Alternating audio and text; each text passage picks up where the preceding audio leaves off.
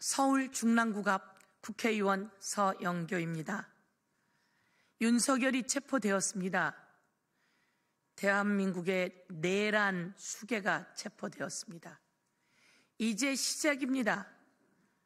이 내란 수괴가 대한민국을 뒤흔들기 위해서 무슨 일을 했었는지, 군에서는 무슨 일을 했고, 각 부처에다가는 어떤 지시를 했고, 경호처장과는 어떤 준비를 했고, 그리고 국방부 장관은 어떤 일을 했는지 수없이 많은 준비가 되어 있었고, 그 내용들을 이제 낱낱이 철저히 수사해서 밝혀내야 합니다.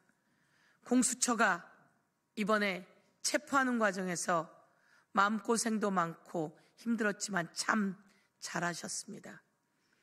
유혈 사태 하나도 없이 참 잘했습니다.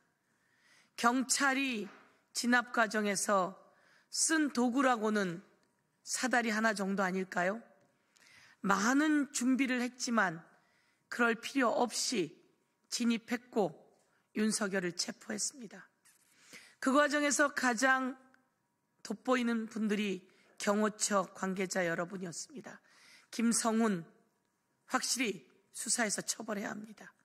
이강호 등등 김건희 라인들이 어떻게 움직였는지, 이 과정에서 김건희가 어떻게 작동했는지 김건희도 수사해야 합니다.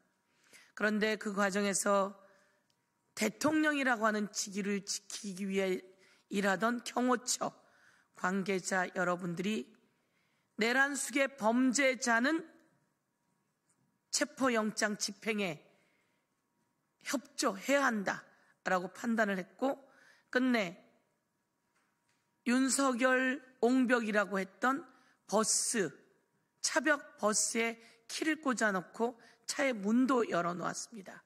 그래서 체포하려 들어갔던 경찰들이 그 차 안에 들어가서 운전을 해서 그 차벽을 없앨 수 있었습니다. 그리고 윤석열 있는 곳까지 경호처 관계자들이 어떻든 길도 제시하는 일이 있었습니다. 경호처 여러분, 그동안 얼마나 마음고생하셨습니까? 애쓰셨습니다. 그리고 더 이상 대한민국의 국민을 대표하는 대통령을 우리는 보호했던 것이지 내란 수괴를 보호하는 것이 아니었기에 여러분은 잘 하셨다고 말씀드립니다. 오늘 저는 내란죄를 저지른 자, 그리고 외환죄를 저지른 자, 그리고 군사 반란죄를 저지른 자들에 대해서 사면 없고 월급 없고 연금 없고 내란 방지 3법을 대표 발의한다고 보고드립니다.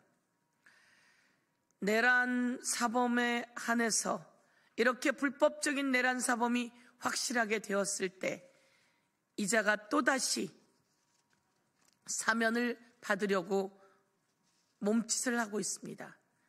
그래서 이런 윤석열과 같은 내란 범죄자에 한해서 사면이 금지되는 사면법을 대표 발의합니다. 그리고 윤석열 탄핵되었는데도 불구하고 연봉이 2억 6천이라고 합니다.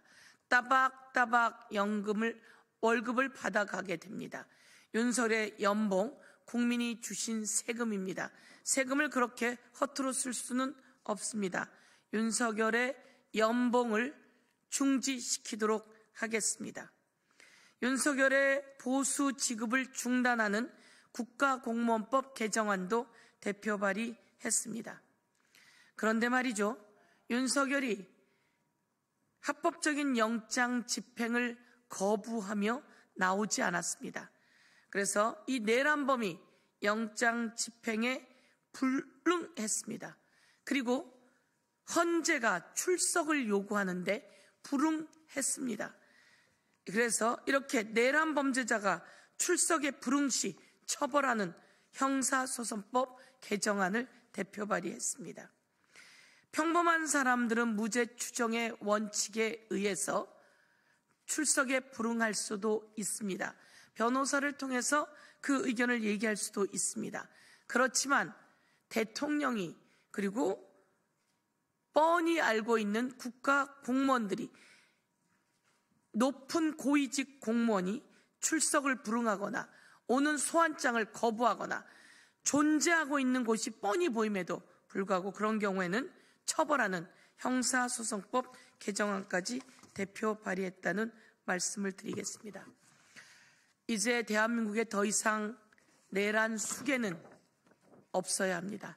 더 이상 내란 범죄는 있어서는 안 됩니다. 외환 범죄, 그리고 내란 범죄, 군사 반란, 이것은 과거에 삼족을 멸한다고 할 정도였습니다. 아무도 상상하지 못한 이 범죄에 대해서 사면 없다라고 하는 사면법, 보수 없다라고 하는 공무원법, 그리고 출석 불응 시 처벌하는 형사소송법 대표 발의했고, 이제 연금을 주지 않는 연금법까지 대표 발의하겠다고 말씀드리도록 하겠습니다. 이상으로 브리핑을 마치겠습니다. 감사합니다.